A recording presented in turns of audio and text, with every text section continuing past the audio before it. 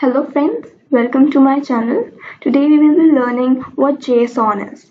So Json stands for the JavaScript Object Notation. It is in a very lightweight format, in a very raw format that is used for storing and transporting data as an alternative to XML. So it is very easy to understand and write as well. JSON is typically a text that is in a written format which has some rules and syntax that is needed to be followed.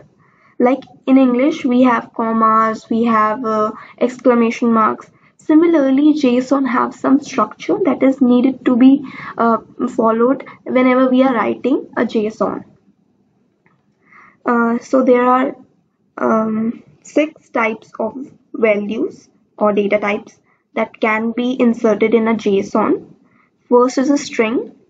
If you are defining any string that needed to be in a double quotes, like name, double quotes, then colon, then the value.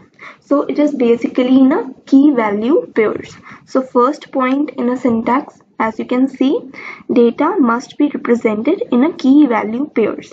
So the first before the colon is the key and afterwards is the value. So this forms a key value pair. Next is a type is a number like age, and number can be written without the double quote as well. Then there is an object in array. We will read it further details, but let's see an example of it. Like in object, we have an object, a person, and that person has some name. So how we can define it?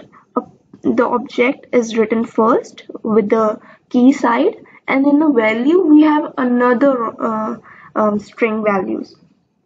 So it is a value within a value. So this forms an object. An array, a list of items can be stored in an array. So like we have some top 3 actors. So actors. Then we have a list of Deepika, Alia and Priyanka. Then there is a boolean which can be written as true. There's also a null value that can be stored for any of the items, like count items in stock are there or not, like that. So one more example of object is employee. Then the first name and the last name of that employee in the value side.